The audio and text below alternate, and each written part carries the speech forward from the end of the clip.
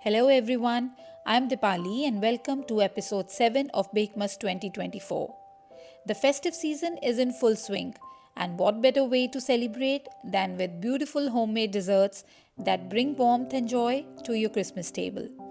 Today, I have handpicked 3 stunning treats that are not only easy to make but also elegant and festive, perfect for sharing with your loved ones or gifting to someone special. With simple ingredients, thoughtful techniques, and a little sprinkle of holiday magic, we'll create desserts that taste as good as they look. So, let's tie on our aprons, preheat our ovens, and dive into the delicious world of Christmas baking.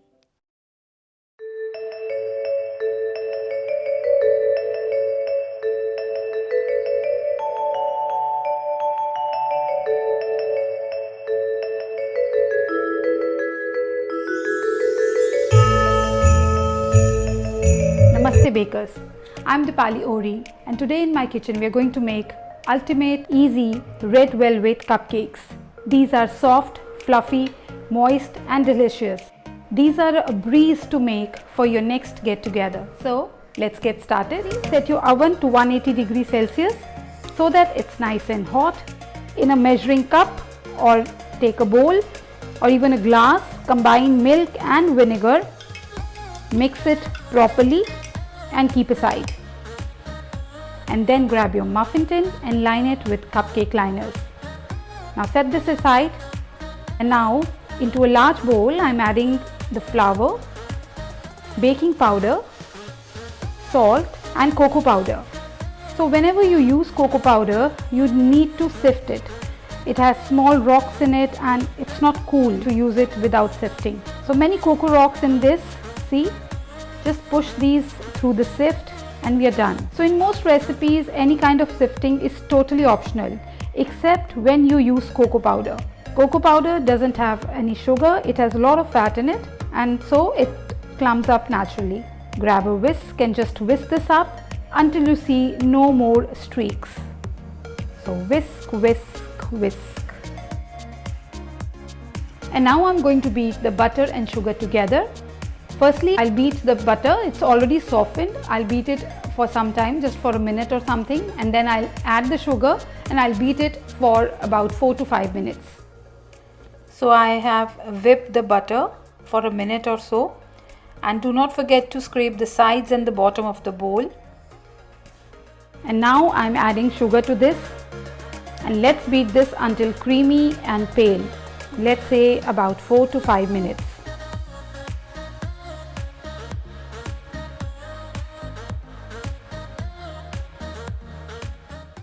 Okay, the butter and sugar are now creamed and see how light colored and pale it is looking.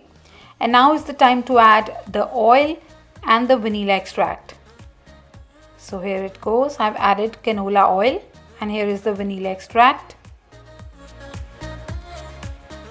So continue beating this until these are mixed with the butter and sugar mixture. Okay. Now let me again scrape the sides and the bottom of the pan before we add our dry ingredients.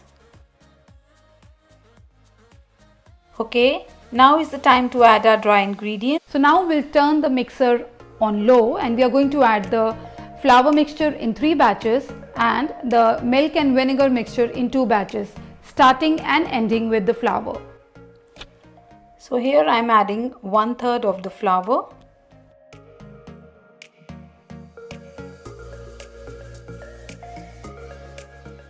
Just mix this on low speed until just incorporated. Do not overmix.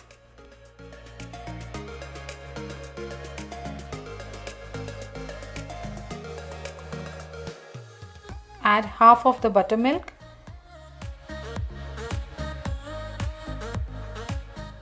Keep mixing.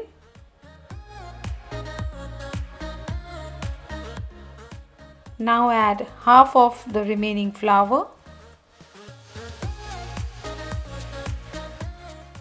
Beat again on low.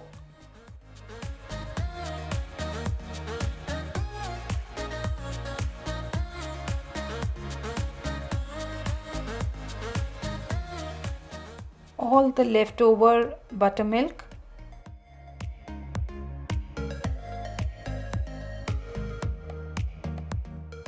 And finally, all the leftover flour mixture. Okay, here it goes.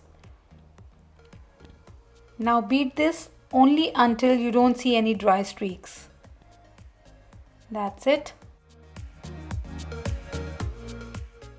Let me scrape the sides and the bottom because otherwise the flour will not be mixed properly.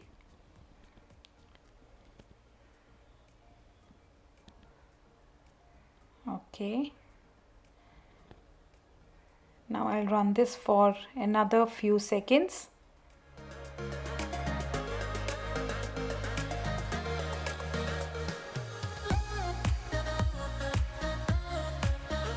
So I'm going to add this food color and mix until just combined. Again, do not over mix this, okay? So a last mix with a rubber spatula just to combine everything properly. Now we'll transfer the batter into the liner. Divide equally among all the liners and remember you have to fill it 3/4 only.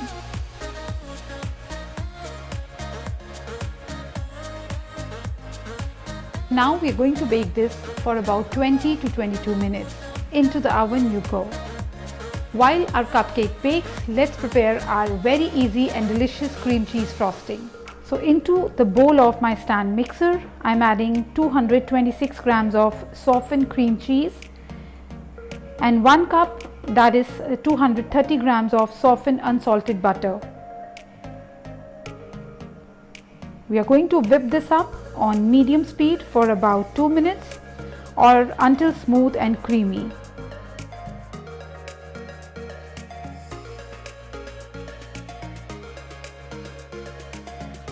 Keep scraping the sides and the bottom of the pan occasionally. Your frosting needs salt for balance, otherwise it will be just too sweet. So you can add 1/4 teaspoon of sea salt along with vanilla extract here. But as I am using salted butter, I am not adding any salt in this. But if you are using unsalted butter, you have to add 1/4 teaspoon of salt. Just mix it to incorporate.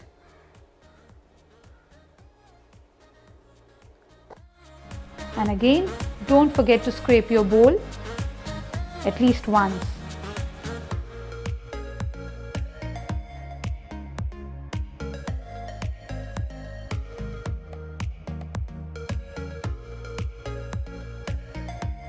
Okay, now add confectioner's sugar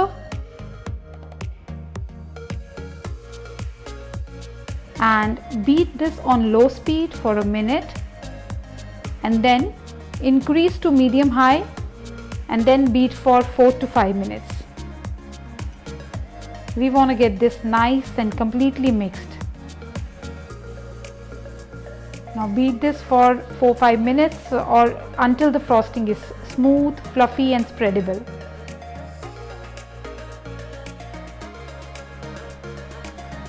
Now if you find this frosting too thick, you can add 1 tablespoon of milk into it, and if it is too runny, you can add some confectioner's sugar into that.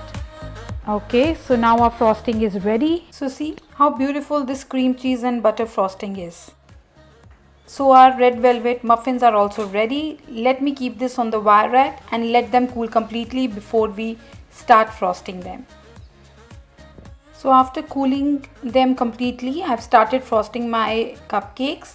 Now what you can do is, you can transfer your frosting into a piping bag with the tip of your choice and then just pipe to your heart's content. But I'm a very simple person, I'm not very fond of piping and all. So I'm just using an offset spatula and spreading the frosting over the cupcakes, making small swirls. This is how I do it. I'm not very good in decorating the things, but I guess this is looking pretty nice. So now I'm going to take one of the muffins and I'm just going to crush it. We need these crumbs to sprinkle on top of the frosting, just a little bit. This is going to make our cupcakes look more beautiful. Now these cupcakes are equally delicious with chocolate frosting also. Now let me just show you. Take it out of the liner and see how gorgeous this red velvet cupcake looks. Okay, now let's just cut it from the center and check the texture of the cupcake, and let's have a bite. These are so soft, pillowy and fluffy, just pure bliss. So I hope you get a chance to make this recipe, and if you try it, do not forget to share the pictures with me on my Instagram. My Instagram handle is Deepali Ori. And if you like this video, do not forget to watch other videos too. You may like them too. So until next time, happy baking! New year, and I'm making my all-time favorite classic cake that never gets old. This moist and flavorful carrot cake is bursting with grated carrots, toasted nuts and a touch of pineapple, all wrapped up in a tangy cream cheese frosting that's pure magic. Did you know carrots were used in sweet European cakes since the Middle Ages? Carrots in cakes aren't as weird as they seem. Back in the Middle Ages, when sugar was scarce, folks used carrots in sweet treats for their natural sweetness. Plus, those pretty orange flecks aren't just for the show. They also add moisture and keep the cake super tender.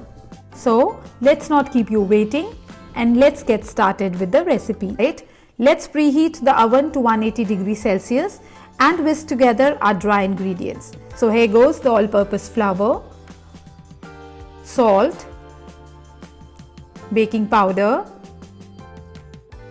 baking soda, ground cinnamon or cinnamon powder, whatever you call it, and whisk everything together until well combined. You know, cinnamon is our secret weapon for that warm, cozy flavor in this cake. Okay, so this is done. Let's keep this aside and work on our wet ingredients. So in your mixer bowl, now whip up the eggs. So here are the eggs. Beat them for a minute or so.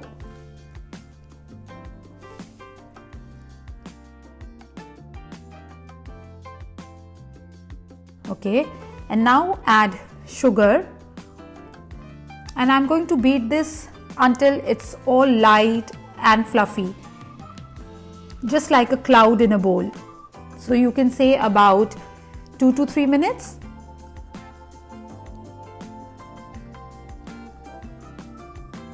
Okay, see, this is now looking pale and light, and I'm adding some vanilla extract to this, and again I'm going to beat this.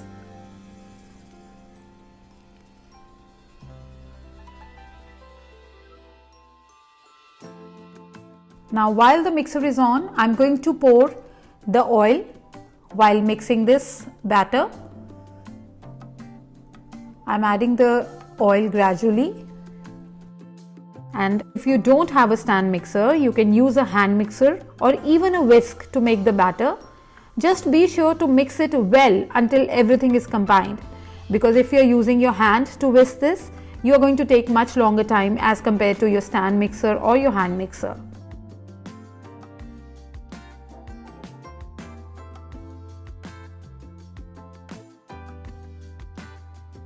Okay. And now for that tropical burst, let's add this crushed pineapple. You can also add half cup of applesauce if you have that instead of the pineapple. Okay, now once this is mixed, I'm going to add that wonderful flour mixture that we prepared earlier. So add everything in one go. I'm going to start the mixer. Now keep the mixer to the low speed at this moment. And once all the flour is incorporated, I'm going to fold in the grated carrots.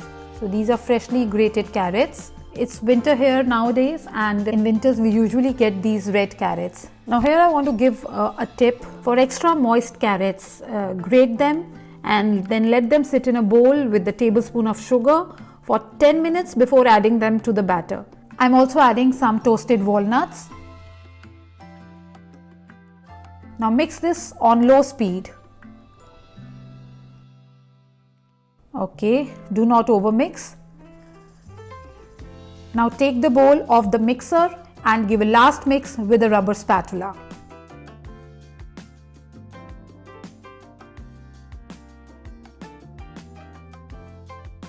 Now grab two 9-inch cake pans, round cake pans, butter them up or use a non-stick spray, and then place a circle of parchment paper at the bottom.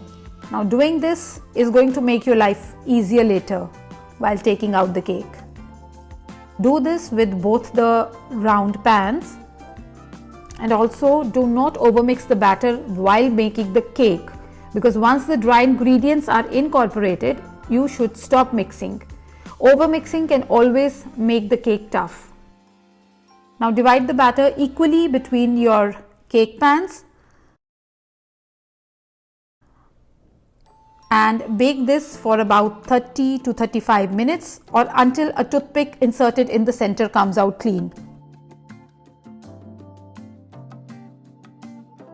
You'll know they are ready when a toothpick inserted in the center comes out clean or the cakes start putting away from the sides of the pan.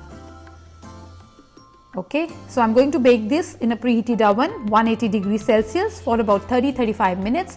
Keep a check after 20 minutes because everyone's oven is different. So finally these cakes are fresh out of the oven. Let them cool on a wire rack, and while the cakes cool, let's whip up that dreamy cream cheese frosting. So into our mixer goes butter. Cream the butter for a minute or so.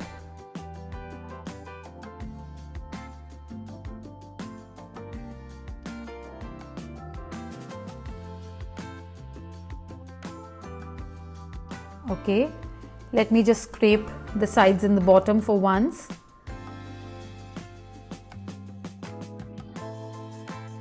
Now I'm adding some powdered sugar into this.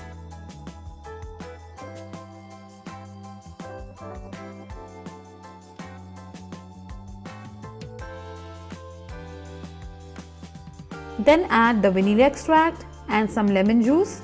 The splash of lemon juice adds that zing to the frosting. Now keep beating until it is light and fluffy.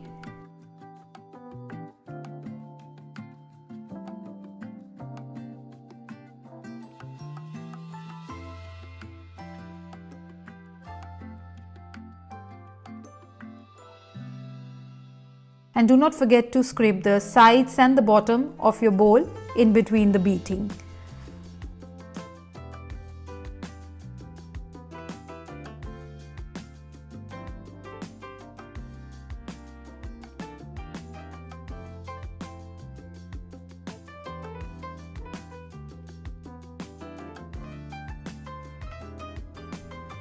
Okay, everything seems to be mixed properly now.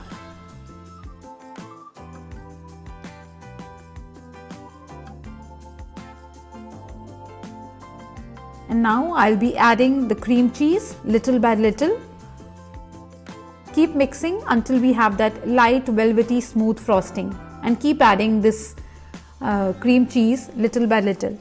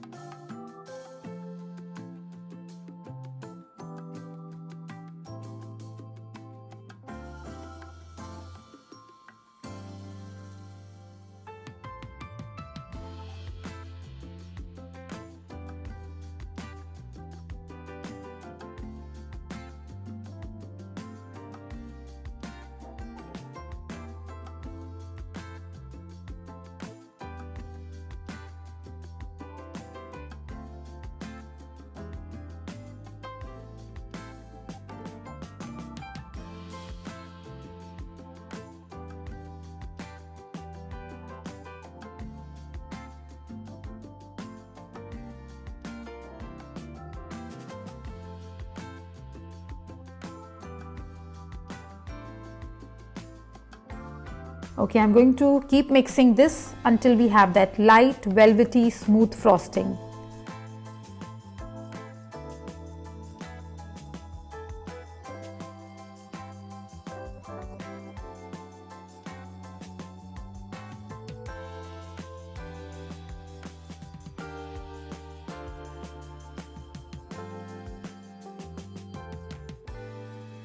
Okay, now this looks smooth and luscious.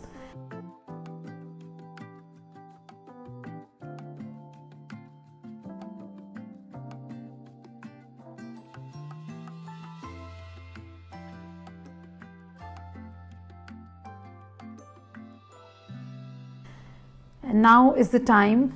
I'm going to give a last mix with my rubber spatula, and see, it's so light and fluffy now, all cloudy. So now time for us to assemble our cake. Now place a cardboard, a board, this round board. This you can get from your local vendor who sells all those baking items, and place one cake on this board.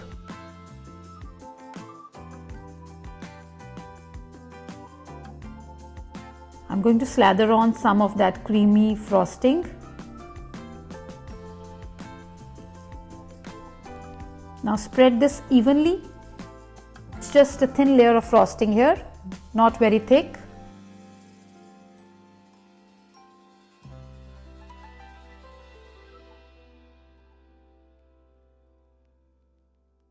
Okay, now place that second cake on its top.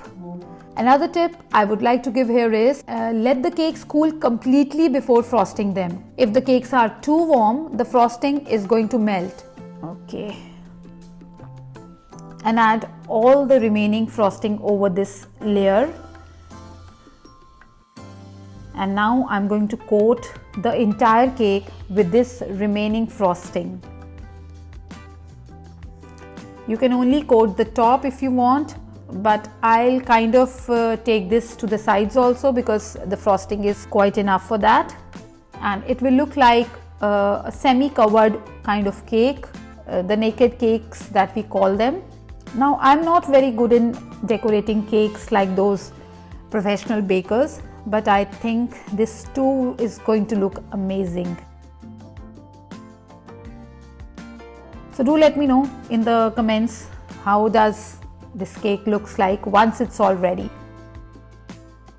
This is the final thing after 10 to 15 minutes of my efforts. This is how I was able to finalize. And now if you are feeling fancy, try to make some kind of design. This is all what I know, or I also sometimes make some design with the back of the spoon. So okay, this looks cool. And now if you're feeling fancy, like you can garnish this with some more toasted nuts. I have 1/4 cup of these toasted nuts with me, walnuts with me, and I'm going to garnish this on top of the cake.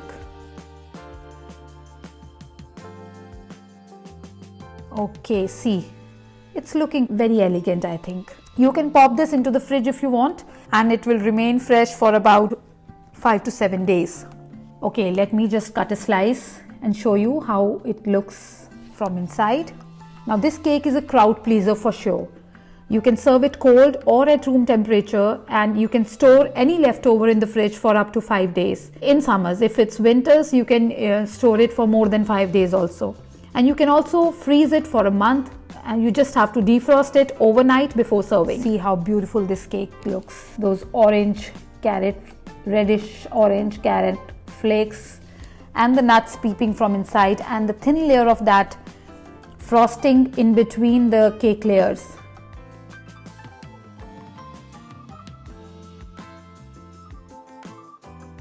See, a perfect cake for this cold winter afternoons or evenings. Perfect for gatherings or just a sweet treat.